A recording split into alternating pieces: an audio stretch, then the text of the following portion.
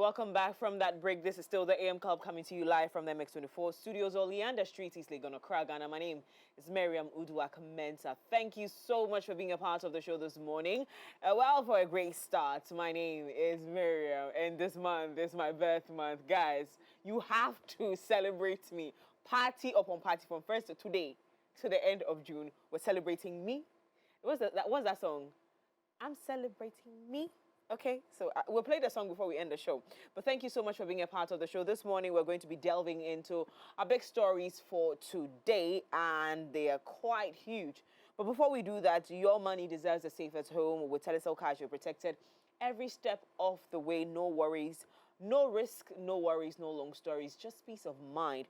Dial *110# or download the Telecel Play app today for secure transaction. Telecel Cash, the safer choice. Now, looking for a perfectly stronger, healthier, and beautifully straight hair without irritation on your salon, relax, or retouch days? Then try the new BO16 No-Lie Hair Relaxer and thank me later. Now, this BO16 specially crafted 3-in-1 formula straightens and protects your hair, of course, for a long-lasting smoothness and radiant shine. It's gentle on your scalp and enriched with shea butter, coconut oil, and olive oil to nourish your hair. In just 3 simple steps, you'll experience the silky, smooth hair you've always dreamed of every day. Now, choose BO16 No-Lie Hair Relaxer for a gentle yet powerful transformation that lasts. Now that is absolutely wow. Now, available at beauty stores and supermarkets near you. New BO16 No-Lie Hair Relaxer, the GC brand. It's all about you. Now, joining me this morning for our news review is Nana Sechibuachi, Nana B from the NPP Communications team, and Alhassan Kojo Beidu. He is President, Center for Education Leadership, Policy and Innovation, and Richmond Maunyo Akpa, Financial Analyst. He will be joining us via Zoom. Good morning, gentlemen. Good morning. How are we? Happy New Month. Same to you. Thank you. I've already given you updates on what's happening in the month of June. It's my birth month. You know what to do, okay? Let's talk about that before we get into our stories. Well, let's start off with Parliament passing the Anti-LGBTQ Bill. This conversation has been going on. It's something that I think you and I sat here about a week or two ago to delve into. But for those who are just getting introduced to this conversation, for the benefit of those who are just getting to know about this, it's been a very eventful weekend. Let's just recap a little bit on what this is all about. So Parliament passes controversial anti-LGBT bill. Parliament has passed the controversial Human Sexual Rights and Family Values Bill, widely referred to as the Anti-LGBTQ Plus Bill, after months of intense national debate and international scrutiny. The bill, sponsored by a group of bipartisan lawmakers, seeks to criminalize LGBTQ plus activities, advocacy, and promotion of what it describes as non-conventional sexual relations and family values. Now, having said that, I'm pretty sure I haven't said this now. You're now aware of what it is that we're talking about. After the bill was passed in Parliament, loads of conversations have come up from those who are very excited that, oh, we're finally here. We've been pushing for this, we've been asking for this, and we're here. To those who are saying that it's a scam because the bill has been amended and certain clause in there that makes the bill heavy has been removed, and so it's an empty bill. Conversations are still ongoing. Now, here at 10 a.m. today, the NPP, that's the Minority Caucus in Parliament, have a press conference to address their issues. But really, let's start from the top, from when this bill was introduced and how we got here. I'm going to start with you, since you are our guest for today, newbie for today. Let's get into it. So, thank you for having me. I think that the issue here now is not about whether the bill has been passed and what really the proponents and opponents are going back and forth with. We need to x-ray the issues very well. A lot of people out there are looking at it only based on sexuality. And so with that block thinking, they don't even understand the ramifications of this bill. Politicians, as usual, will do what they do best, politicizing everything, and which is why those who are not initiated in the middle don't even know what the real issues are. If you look at what we are looking at now, the bill actually fundamentally is about an intersection of law, culture, policy, public policy, constitutional rights, and international relations. You see, so it is not just, excuse my language, trumu, as people say. And so they think that, oh, then if once it is, yes.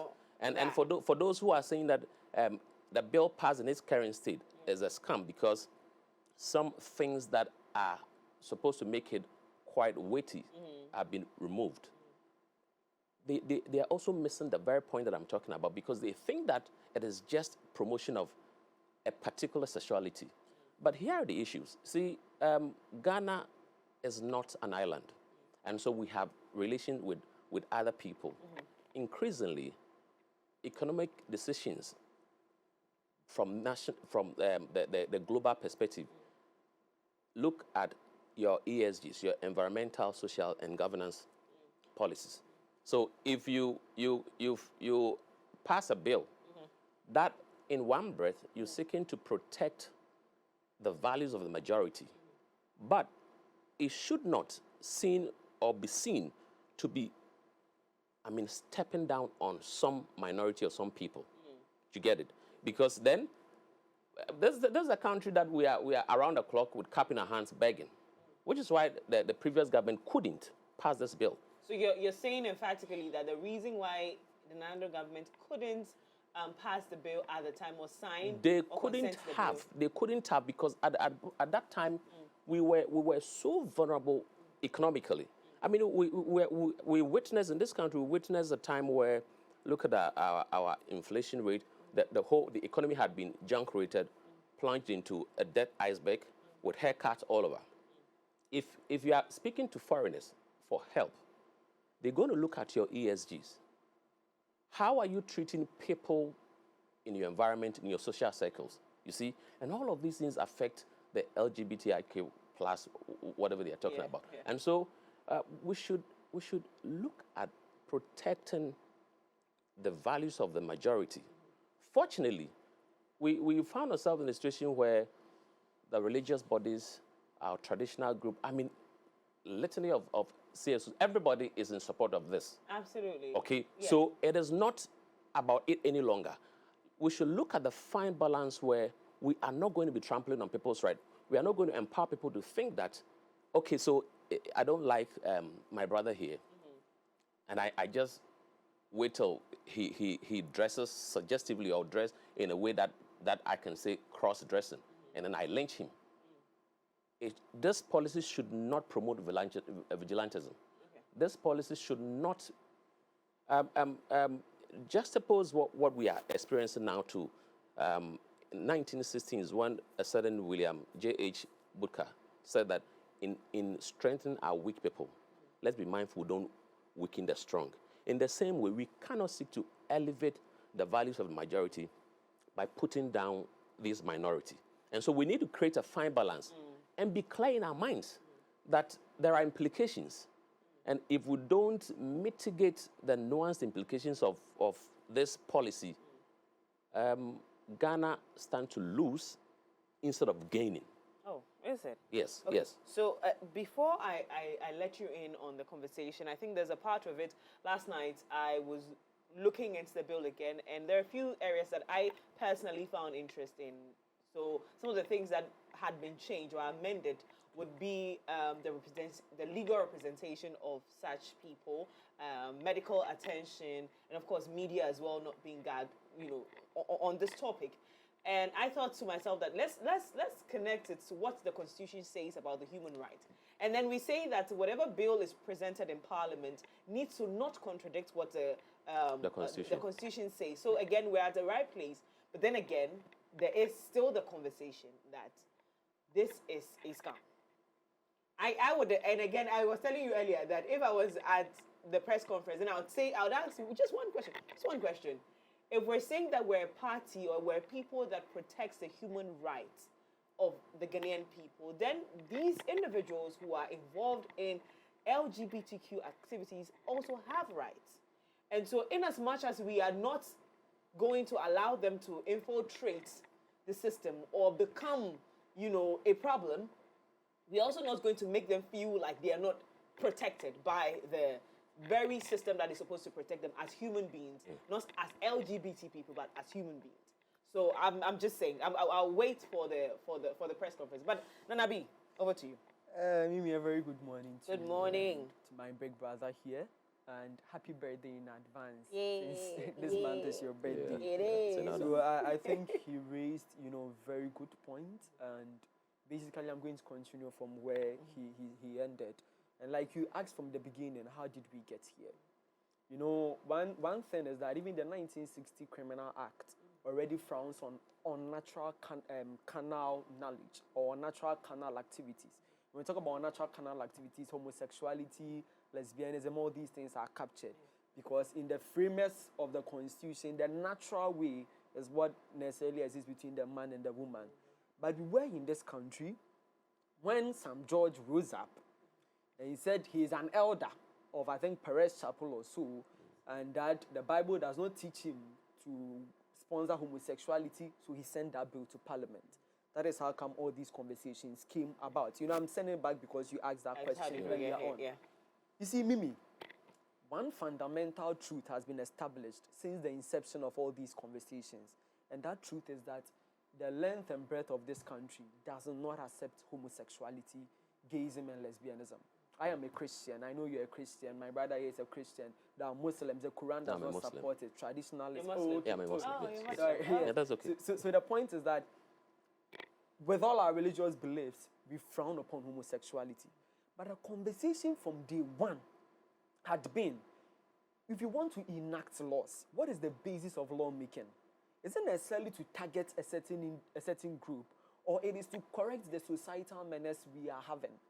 If you say that you are enacting laws to check murder, is it just because you think, in your mind, you want to go and arrest this person, or because you actually want to correct a systemic problem that exists?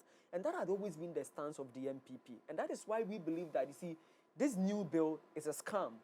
And it's a very hypocritical bill that the NDC has passed. And, in a few minutes, I'll prove why. When this bill was sent to Parliament, there was a banter between Honorable Esla, and then the late Mutala, may he so rest in peace. And these were the same contentions. When Honorable Afenyo Markins was interviewed on Joy News in 2024, he said that, look, I'm a Catholic. But what we are telling our brothers in the NDC is that there are certain clauses in the bill that we believe should be looked at. But let me clarify one thing before I even go on to show you the disparities in the old bill and the new bill, and why I believe that, the NDC is shrouded in so much hypocrisy, and at this point it is becoming too much. When, the bill was even passed then, the notion that was propagated out there was that, President Akufo-Addo was in bed with the gay society. Sami Jemfi, I have screenshots. He said, and he called the president a gay sponsor, emphatically on Facebook. Sami Jemfi said that. If I'm lying, they can prove it. Sam George, we all know the things he said in this country. Just yesterday, I cited a video by President Mahama himself. And do you know what the president said? He said the reason the bill was not assented was because it did not even get to the president's desk. And I can forward the link to a producer to play the video. And in the president in his submission said that when the bill was passed in Parliament, the legal injunction that was sought, but I've forgotten the name of the guy, the lawyer, when that legal injunction was sought, it was placed on the speaker. It means that the bill did not even leave Parliament to get to the Jubilee House. So if anyone is asking that why didn't President Akufo-Addo assent to the bill that was passed in 2024, President Imama himself has answered that question. He said the bill never got to the desk of President Akufo-Addo. Why did we get conflicting comments like the same bill that that Nanado didn't sign? Yes. So I'm coming down to that. Okay. I'm just clarifying the fact that we shouldn't say that President Akufo-Addo did not. Because President Mahama himself has said, and I can forward the link. I believe when we play the video, it will do a lot of good. So I wouldn't be like Nana B is the one saying. Right. Has said that the bill did not even get to the desk of President Akufo-Addo. But back to what I was saying. You see, this whole conversation we're having this morning is a matter of principle. It is not about the bill has been passed, it has not been passed. What we are saying is that if I give a Malta Guinness to my brother here to drink today, and I insist it is good for him to drink, and he does not drink it, but 1 year later, when I'm asked to drink that same drink, I say change it for me, then I do not have principles, then I am a hypocrite. The bill that the NDC submitted in 2024, which was sponsored by Sam George, and the same bill, which was, you see, this last year was Reverend Intimfojo who sponsored the bill. Yeah. But you see, when it has to go to the majority leadership, because the majority leader is a leader of government business. There were a lot of changes that were made, and briefly, let me touch on some of them. One, on professionals. They said that if you're a doctor and someone who is a gay or a lesbian comes to seek medical attention, you must disclose that information. Meanwhile, when you check the Hippocratic Oath that doctors sign, we have the basis of confidentiality. So even me that I'm here, if I'm married and I come to you for medical care, you are not even supposed to disclose that information to my spouse without my consent. The NDC and Sam George said that these professionals should disclose some of these things. Let me read another thing in the old way. They said, directly or indirectly promoting, facilitating, counseling, take note of the counseling, procuring or supporting LGBTQ activities, imprisonment up to 3 months. Meaning, what this means is that if I'm a man of God and someone comes to me for counseling, the NDC in the old bill said I should report this person so he be arrested. With imprisonment up to 3 months, today that clause has been removed. Why did you want to force down the truth of President Akufo-Addo? If you are not a hypocrite, then what are you? Let me read another report to you. They said that failure to report LGBTQ activities fines up to 1,000 penalty points. Huge financial sanctions. Today, that has been amended. Another thing, they said that people who dress in a manner that depicts them as people of the opposite gender, up to 7 years in prison. We have ladies who feel masculine. It's, popularly we call them the tomboys. Sam George and the NDC said that jail these people up to 7 years. Today, do you know what they are saying? Oh, if you see someone dressed like that, if the person is able to prove that it's not intended for LGBTQ activities, then leave that person. This was the same thing we were telling you in 2024. I was gonna ask you this. Thank you so much. No, I'm coming. I was gonna ask you that. If we didn't approve of it, then because the clause, the clauses in there didn't make sense to us. Is it not progress for us to? You see, this is where the problem is. That is why I'm saying this is a conversation of principles. Mimi, okay. You knew that these clauses were inserted. But when there was a legal injunction that according to President Mahama, the bill did not even get to President Akufo-Addo for him to sign, what did we hear in this country? They called Dr. Bawumia and Akufo-Addo a gay sponsor. They called them gay sponsors. This is where the problem is. One of the reasons MPP lost the 2024 election was because of these LGBTQ issues. And no one can dispute that. You do not weaponize something. Look at this old man. Smeared the face of this man, smeared his reputation, smeared his political career just because of power. Sam George did all these things. Today, you know that, what we wrote didn't make sense. You see, one thing I'm happy about in all this is that at least the NDC, their MPs and all those people have realized that, in fact, what we sent, they didn't make sense. At least they've considered to that. In the old bill, they said that media houses, CLSOs, organizations that subtly or openly promote LGBTQ, 3 months to 5 years imprisonment. Today, you've removed that. But, Mimi, let me land on this. One of the biggest proponents of, or one of the biggest things that facilitates LGBTQ activities is advocacy. If today you are giving a leeway for the people who can do active advocacy for the promotion of these activities, then what have you done? This is just a symbolic bill, a hypocritical bill, a scam. And you see, even before you listen to the press conference, at least this point I've raised to you alone should tell you the true colors of these NDC people. Look at what you are trying to force down the throat of Akufo-Addo. The poison you are forcing down his throat today, you cannot force that poison down the throat of President Mahama.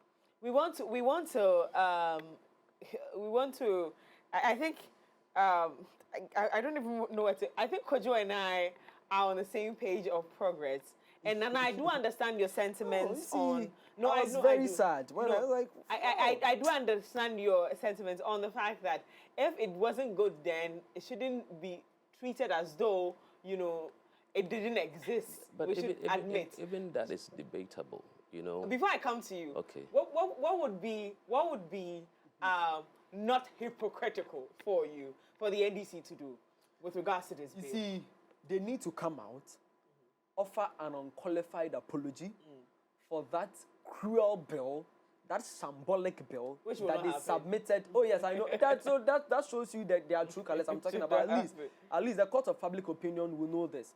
Because from what the NDC submitted in 2024, you know, when my brother was talking, he was talking about how we need to respect the rights of even the minorities. Yeah. If that bill had been passed, he wouldn't have been able to say that this morning. Because by the time he would have left these studios, handcuffs would have been on his hands. That was what happened in 2024. No, if you look at the clauses they inserted, I do understand. it's not about what I'm saying. So for every bill that is presented before the floor of Parliament, Yes. it is allowed to be reviewed, Yes. it is allowed to be debated, it is Exactly. allowed to be amended. I think we're also at a level where we're asking simple questions. What you're telling us right now, and this is before the press conference, is that these bills that made it very inhumane to even these people to be treated in a very inhumane form, we're saying that it's all out of the way. Yes. So what are we asking to be reviewed? Are we asking that these clauses be brought back into the bill? Or what are we doing? So that is press what I'm conference saying for? that, first off, we need an unqualified apology from the NDC led by Sam George. But then secondly, on advocacy, that is where my major problem is. If you are giving a leeway for media organizations, for civil society organizations, to have that room to engage in advocacy, then basically you have done nothing. I don't have a problem with people of LGBTQ seeking legal representation. I don't have a problem with people seeking medical attention because, you know, some of these things have been proven to be biological. And these were the same points we raised in 2024. And even the minimum prison terms they enacted then, as high as 3, 5, 7 years. If someone is again send him to his away, by the time he comes back, it's worse off. But then secondly, we need to check that amendment on the advocacy. Because if you are not able to strengthen the laws on the advocacy, then you have done nothing. You criminalize it, people can still have the leeway to do the advocacy. The reason these movement groups, feminism, LGBTQ, the reason they expand is just because of advocacy. If you're not able to cripple advocacy, then you have done nothing. So that amendment must be relooked at, especially on the advocacy. Okay. Yes. Please, quickly Okay, touch so before we go to Richmond. so let me be clear something. I am not towing the route of the politicians. So, but even that, clearly, Mimi, you'd realize that his hyperbolic opposition juxtaposed against what he's also claiming as the NPP would want an unqualified apology from the NDC makes it beats logic and reasoning. Really? Because Why? if you had given Malta Guinness, like he said, the scenario he used a year ago, okay, and I say I won't drink, and a year on I ask you to drink Malta Guinness, and you say you won't drink, and I have an issue. The question here is not about the Malta Guinness. It's about whether it is the same Malta Guinness I'm asking you to drink. And so we've made progress. Culture is dynamic. You understand? And we are increasingly becoming global citizens. Which reason, if I said this is not about merely about sociology, it fundamentally is about an intersection of law, culture, constitutional rights, public policy, and international relations. So the old bill, or what they are saying has been amended or removed, would have made us look a certain way in the eyes of global citizens. We have our people in other countries. We engage bilateral bodies on so many fronts, okay? Now, I said earlier that increasingly, when it comes to diplomatic relations, when it comes to foreign direct investments, they look at your ESG, your environment, your social and governance policies. If out there the West think that you are Infringing on killing other- your own because of some societal values, the issue here is not whether we have these values, but it is how our democratic society is going to protect these values in a balanced manner so that the rights of these people will not be infringed on. That is what we are talking about, and that is progress. Okay. So we should not feed and fuel the. I said hyperbolic defense because when I listen to the politicians from the MPP, I wonder if they really just want to be heard, or they have the supposed minority. But you do understand that if in one breath someone says that this is, again, I'm playing the devil's advocate. If in one breath someone says, oh, this is perfect, you should have gone, and then in another they tweak it a little bit to be able to let it go through, then asking for an apology is the bare minimum. So let's be clear. Let's be clear that even in the previous one, before it got to where it got to, there were concerns raised. You get it? Yeah. So I am talking to you about something. Nana profess a solution or his opinion. At a point in time, I won't take his opinion. But after a while, I decided to think that, okay, I think he's making some good points. Yes. I can actually pick one or two and amend what I'm saying. And ultimately, what we want is to protect the values of the majority, which is all of us. Okay. Then at the same time, respecting the right of these people. Nana, do you know that whether it is law or not here, LGBT, if you're a policeman or if you're a doctor, I come here right now with gunshot wounds, okay? Yes. You have a responsibility To report. to report. Yes. Yes, you need a police report. Yes. So damn your Hippocratic oath. No, I'm coming. I'm coming. No, I'm coming. I'm saying that we cannot hide behind some of these things and make the bill look like it is not good in its current state. What we have done is we have moved on, made some progress, considerable progress. Why you ask for apology, I don't even understand where the apology is coming from. But I will leave that for the politicians. So I think, in but my opinion, I'm thinking the apology is that it's coming from a place of if we couldn't accept. I think it's very sad. But hold on. The people who were opposing the bill, yes, from the beginning, yes, they raised some points. yes. Where some judge never agreed to. I'm coming. But some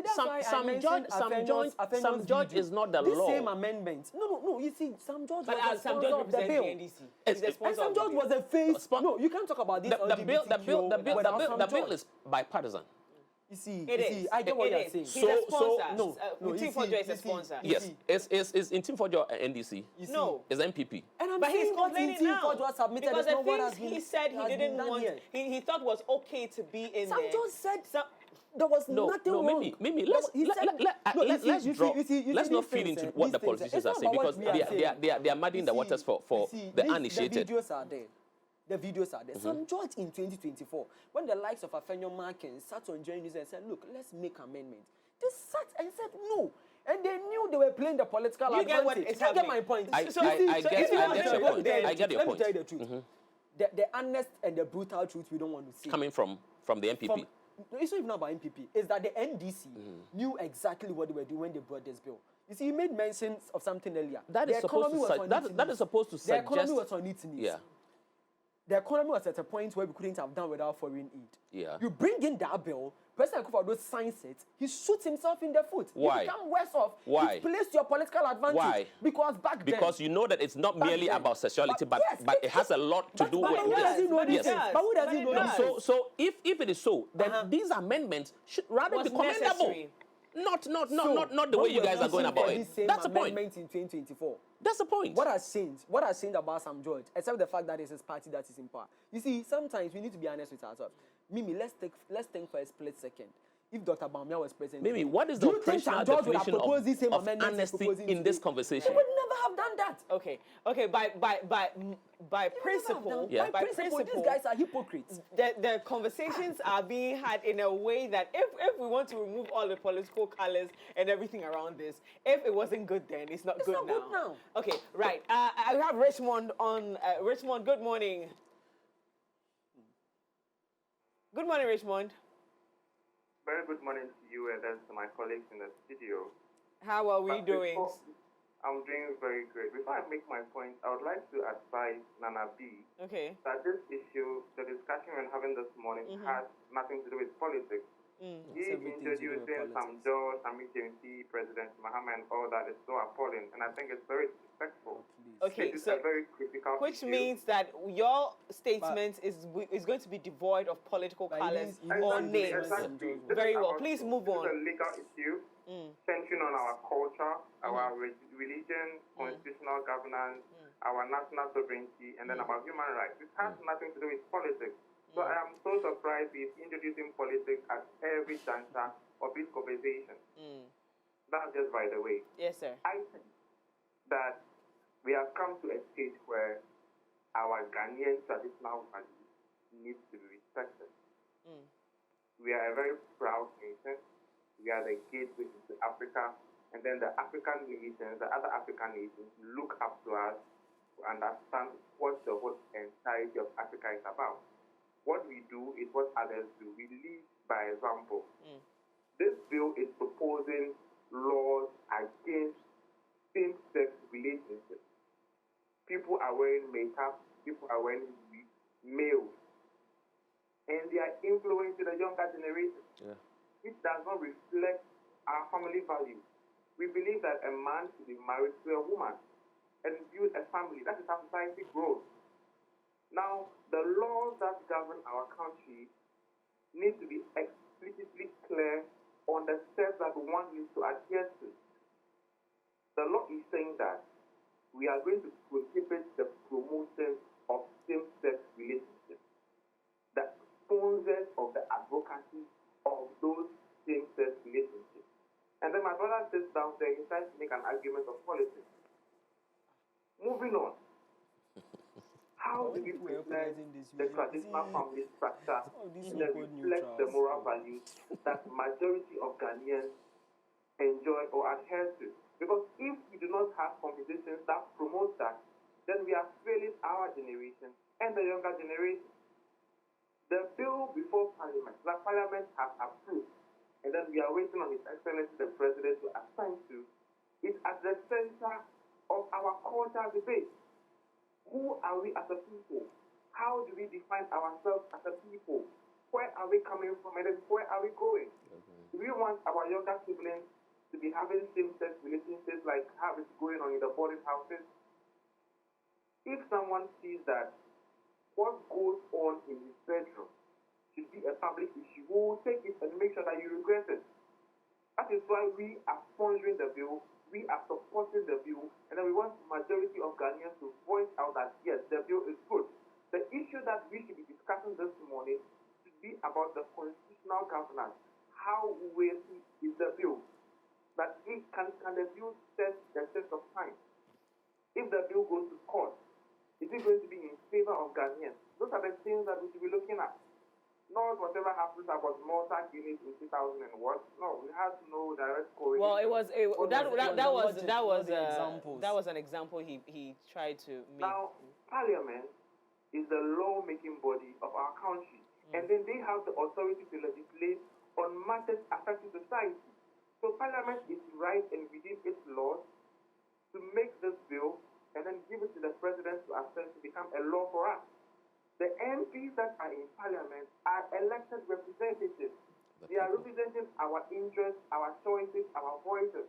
So what they are doing is what we, the constituents, have asked them to do. And they are doing exactly that. The Honorable Ntim Fojo has been part of the committee that has been supervising this bill before its approval. I'm sure that whatever differences that he had or has, he has tabled them in the rightful procedure according to law. If there are issues, yes, there will be issues because as humans, no matter what we do, we can't attain 100% perfection. So all right, so Richmond, I'm a little worried and a little confused, and so I'm going to interject a little bit. Pardon me, I'm so sorry about that, but I'm a little confused about what your stance are. Whether you are justifying the change or you are actually commending the passage of the bill. Where are you? This is where I will side with the senior in the studio. You're not standing with anybody. Saying that the bill is not just about Ghana. It's about even what influences the foreign direct investment from the immediate economic environment that we have. Okay. Okay. So even if I support the bill, I equally need to understand that, yes, in as much as we are protecting the family traditional values of our country, we need to look at the economic impact that it has. Very And well. you're right. Very Police Richmond. issue has Richmond. nothing to do with politics. Richmond. I beg you to interject a little bit. So I'm going to interject over here. So please stay with me. I'm doing this with you.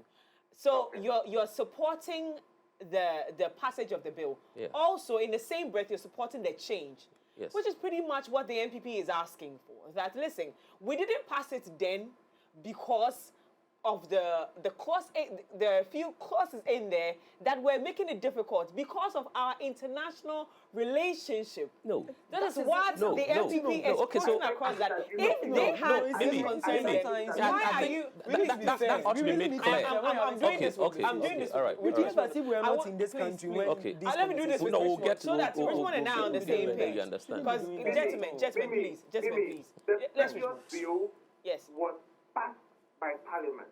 right. The former president refused He didn't refuse to assent sign. the Go bill and watch to Mama the On law. what basis? That's No, very he did. clear. He did. On what That's the basis? very Because clear. if he refused... And then what Mama in, himself in, said. in No, the former no. parliament, Let me send the the link to you. NPP Go and watch what the had video. the Mama majority said, in what parliament. Mama They said. could have at least done the changes that they are saying now. Why didn't they do it?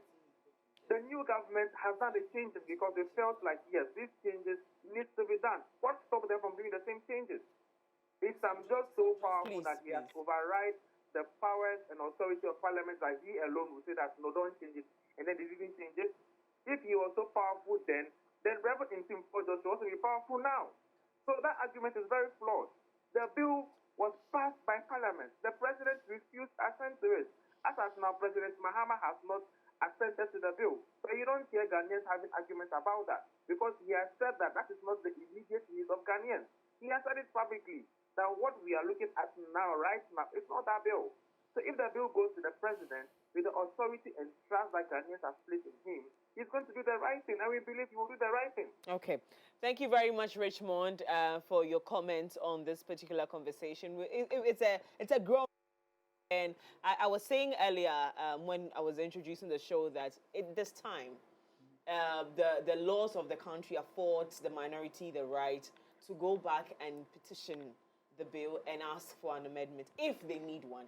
If all they need is to be acknowledged that they really didn't make these steps of signing because of what was in the bill, then we can move forward from here. But that cannot be the truth. Okay. You see, I do not like to do politics. Right. This especially the partisan one where propaganda dictates what is being said. Absolutely. Yes.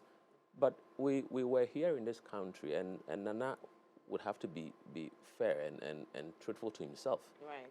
That's earlier I questioned what would be your operational definition of honesty, because you keep saying they should be honest, but you are not being honest yourself.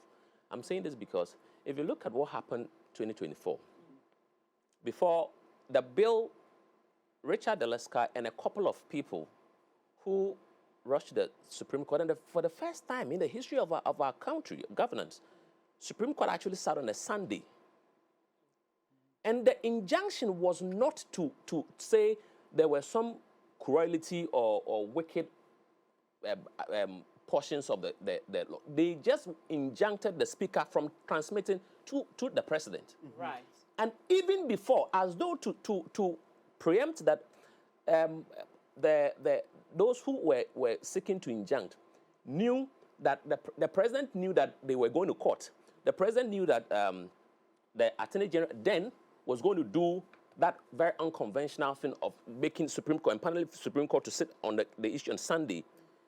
A letter from the presidency also came to the speaker, telling the speaker that because of the injunction, the speaker cannot transmit to Nana. But the injunction had already No, I'm saying that. So you're saying that the injunction hadn't taken place before the letter came. The letter came, yes, and quite apart from that. So let us not sit here and make it look like, I mean, we shouldn't allow the politicians to sit here and make it look like the bill had these things that they were speaking against, for which reason the former president didn't assent to. The former president had said on an international platform that the pressure in our country was not that high. And he believes that when the pressure gets high, that was quite an unfortunate statement, because what it means is that it's saying that, okay, suppose that too, saying that it is not bread and butter issue. Saying that if people keep talking about it, we keep giving pressure, well, then we'll have to take a decision. Now, religious bodies, traditional bodies, everybody says that this is where we want to go. We put the bill together, pass it, it has to be transmitted to you. And even before that is done, a letter comes from your outfit saying that the bill is under litigation. There are legal implications, and there is a legal, they are aware of a legal injunction. Okay, so Nana, I want Nana to say it here and now. That bill didn't pass the previously because of these amendments. No. Then it is because they had allowed people to injunct it at the speaker's level. who had allowed? You see, Mimi, this is a big I think that's No. I think that's a Nana, very... You see, when Nana, we are casting certain aspersions, we should be very, very careful the things we say. Because if you speak and make it look like President Akufo-Addo masterminded what he's saying in simple terms that these are your words. These are your words. I've not said masterminded. But I'm saying that a letter came from his outfit. Please. No, if you want to quote me, just quote me with hand. No, if you say that a letter came even before the injunction, in the wisdom that probably the presidency even knew, even before the injunction, what does that mean? Of course, but the Attorney General is a cabinet minister, so he will know. What does that mean to the layperson? No, is the Attorney General not a cabinet minister? As this conversation is being had, yes. What are the Mimi, realities the point on is the that ground? Was it factual that the injunction hadn't been, done before the the president injunction sent had the gone letter? before the president sent the letter. So what is the point?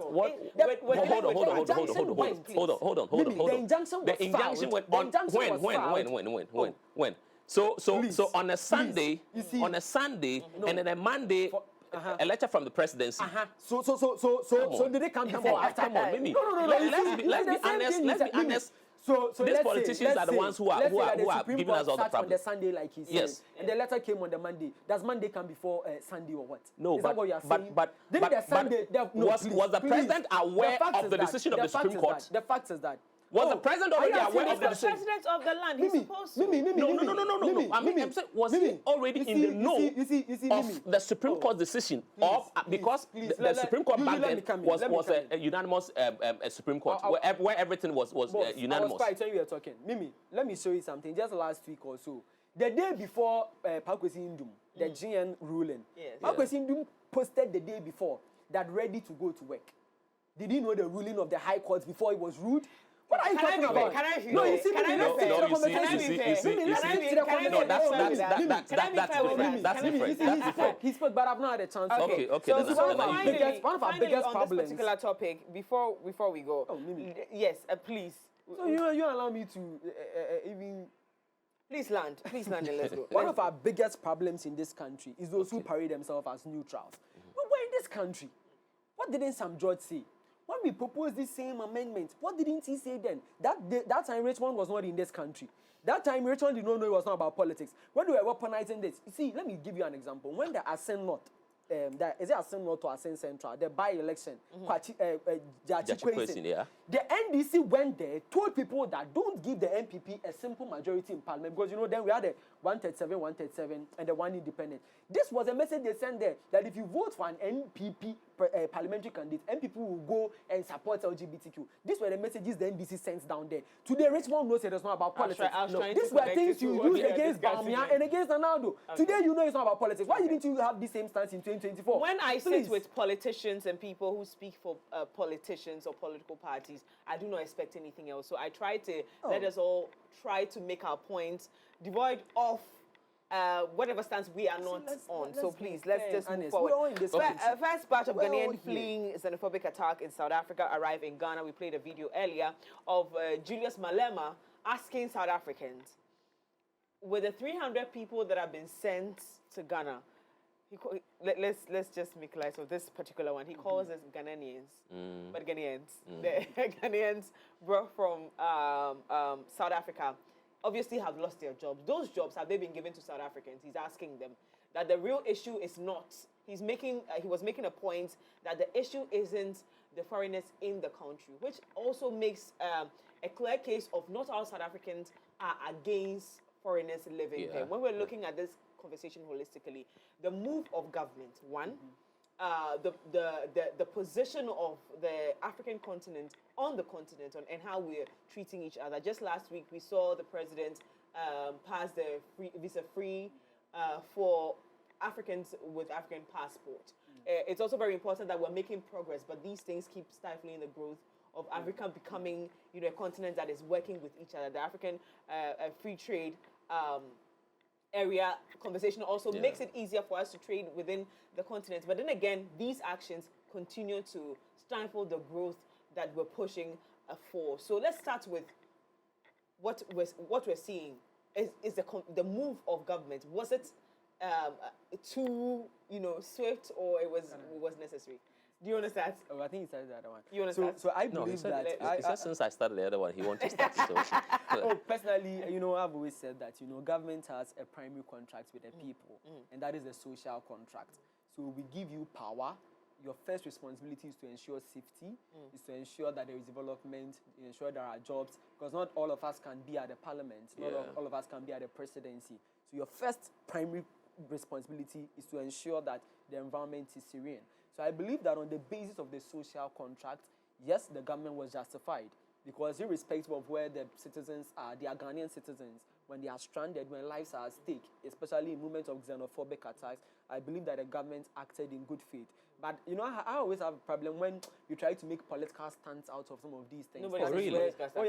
We go on social media and some people I'm happy. are making this whole political stunts. I'm happy a politician is not making a political capital out of there is so honest. Me, at least I have standards. I have standards. You see, there are so much precedents. We have the Russia-Ukraine conflict. People were evacuated. We even had moments where Ken Ejapong himself mobilized money to bring some over 700 people stranded in Lebanon. I believe that move was satisfied. But I think, let me just land on this. We need to be very careful the sort of course we are making recently about, Nigeria has started that. Boycotting South African companies in some of these countries. I was asking on Pan-African TV the other time, is that, do we have what it takes? Because if you say you are boycotting MTN today, have you built any telecommunication company that can rival MTN? If you say that you are boycotting Stanbic, look at the standards that these banks have set. If you say you are boycotting ShopRite, if you say you are boycotting, MultiChoice, DSTV, do you have what it takes? So I believe that on that particular conversation, we need to differentiate between moral outrage and good governance. In our quest to save lives, we shouldn't punish our economy. That is what I would say. But please, the Goldfields conversation, they should be careful. We know they are trying to do some kululu to give it to EMP. Please, they shouldn't do that. Who is EMP? You should boycott based on legal principles, not because of politics. I think that if you even tie this xenophobic attacks and the evacuation thereof into the earlier conversation, you see, it still boils down to how we treat our people. There are fundamental issues that we need to start looking at as people of the black race. We don't dignify ourselves quite well enough. So, and it's showing. South Africa has a history, and unfortunately, the apartheid period deconstructed the identity. And anybody with no identity struggles, because you don't even know who you are to begin with. And so for people with that history, late Mandela himself rubbished their reconciliation, on record to have said that the reconciliation they undertook was meaningless because healing had not been completed yet. People still feel that everything they had was taken from them. Even with what they have. Yes, I mean, still feel because presently South Africa, the economy, over 70% of the economy is run by the whites. Yes.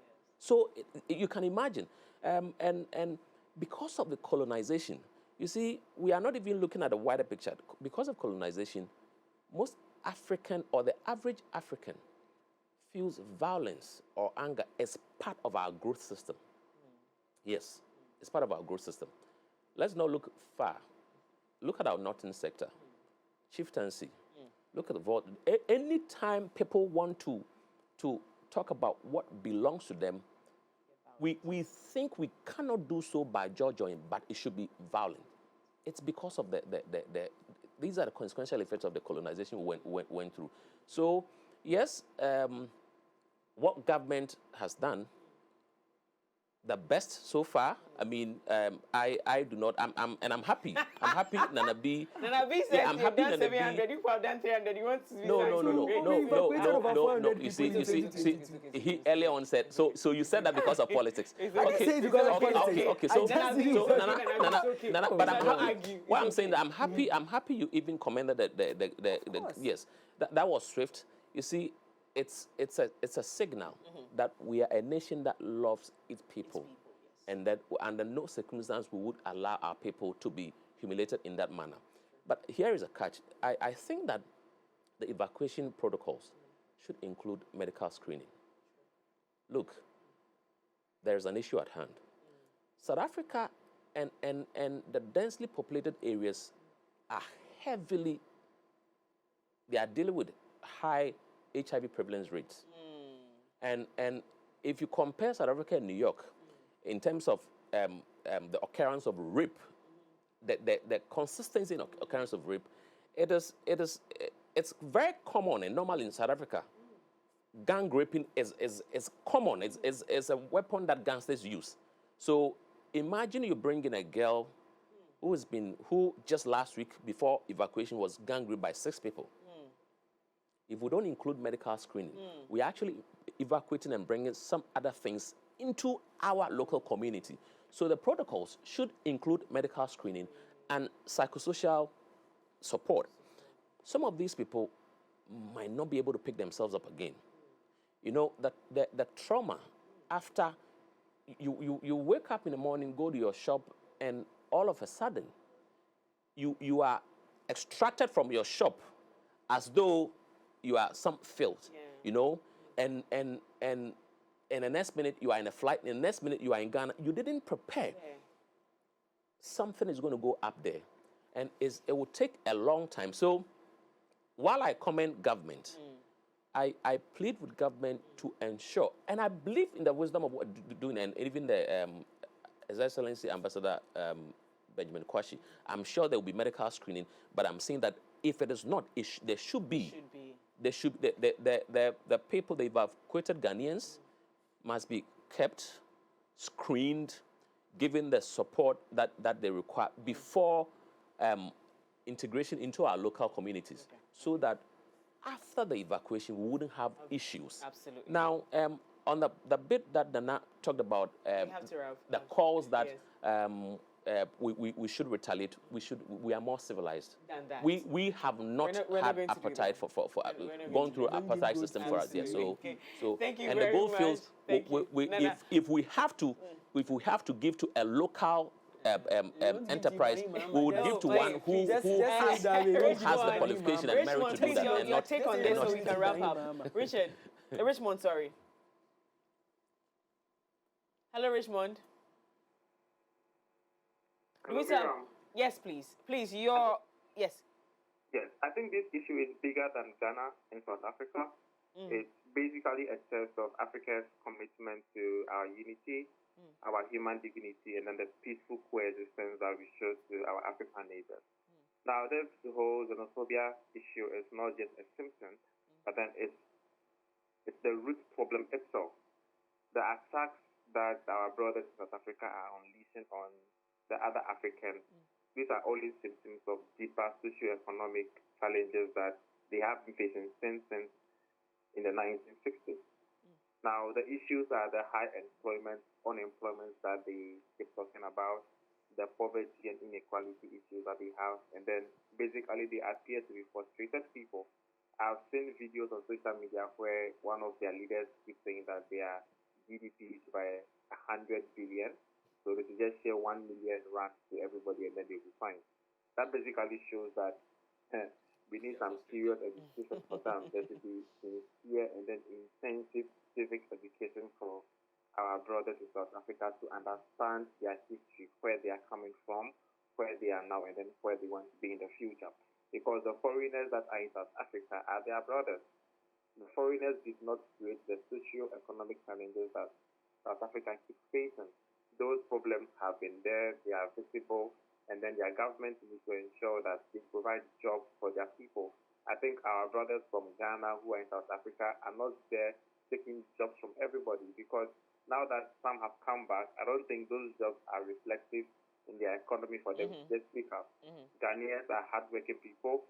We are a proud nation, and then wherever we go, we have this ability to create businesses around and even employ them. So I think what I would have on this issue is there should be an immigration policy of South Africa. South Africa should pay attention to who comes into their countries. They should document legal immigrants. And then if you are illegal immigrant in somebody's country, sincerely, you have no business being there. And then we would like to use this opportunity to applaud the Ghanaian government and commend them for how they've handled the issue. They've shown that, yes, Ghanaians are people with dignity. If Ghanaians are in problems, would bring them back. This goes both ways to the NPP government and to the NDP government, because they've both shown that, yes, if there are issues outboard or abroad or overseas, they pay critical attention to it and then ensure the safety of Ghanaians. Thank you, Miriam.